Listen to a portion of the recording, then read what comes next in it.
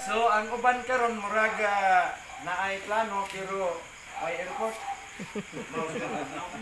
Para airport kay tugnaw magod. Punta mag-expect kanihang udto murag naligo mi kay init kayo. Unya ako abot na sa schedule ng elder. Wala man sa on nga ni Builo man. Matod pa ni Pablo sa 8:28 sa Roma. In everything, God has a purpose. No, dunay tumong ug tuyo ang ato nga Dios. So karong gabi ani na punta may ison sa atong pagpamalandong, di punta mo atos ng higdaanan while magpaabot na punta para ug mga adlaw alang sa ato nga pagsimba na sa atong Ginoo nga ni ang atong kalipay, ha? Makapahulay ta sa atong mga bulhaton unya makahimo tas paghimaya sa ato nga Ginoo. So ingon ang 18:20 sa Mateo, duha kung tulo magtigom sa iyang pangalan, nagsaad ang kasulatan nga naa siya uban kanato magigsunan. Ang sobra naman gyud tuyo dinhi. Sigurado na gid nga agad ang atong Ginoo nagtuyog nato. Kay duha kung tulo magtigom sa iyang pangalan, naa siya sa kaliwala magigsunan. So ako nag-expect na ko may igsuon nga kung hapay mo karon diri. Puntahan lang sa ninyo. Samtang makit-anay pa ni atong mga dagway mga igsuon kay ako masugot na gyud pugog malata kay nalata na gyud pugugaan. Lisod na kulaton kay lata nang pugugaan. Mga igsuon nga ato nga paduyon na ato pagsimba nini nga gabi.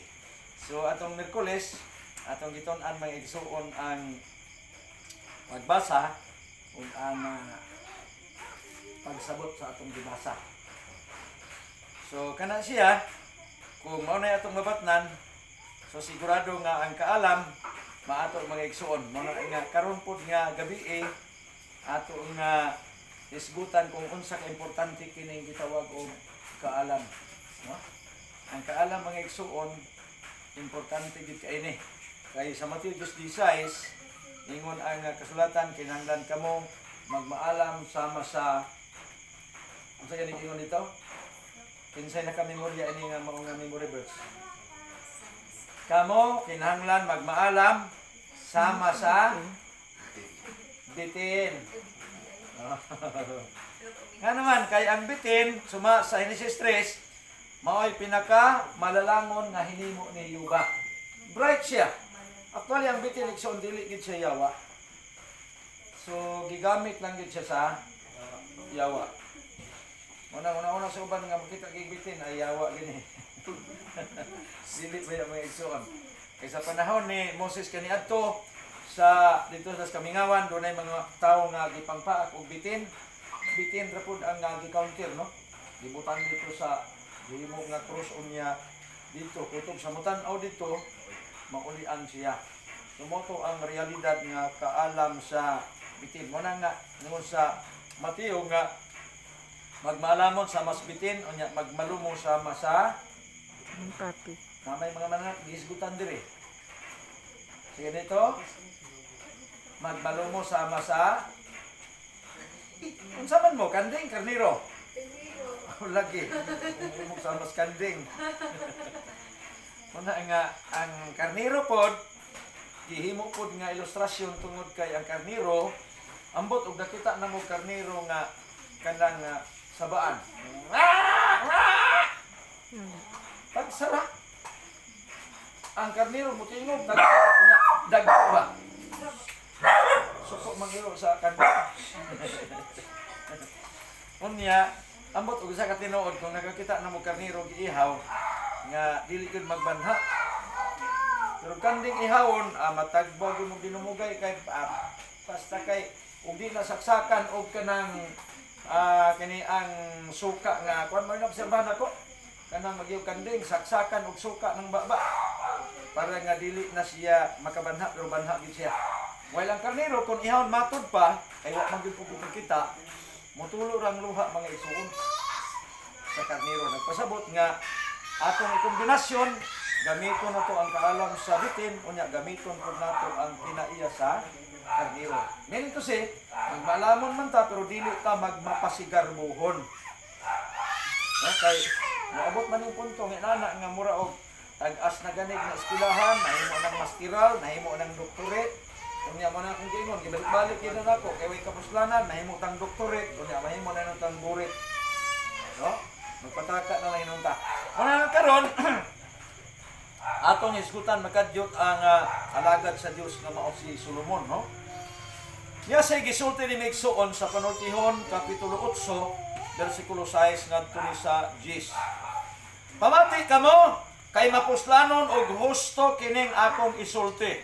7. Musulti gayud ako sa tinuod kay gidumtan ko ang pagsulti og dautan.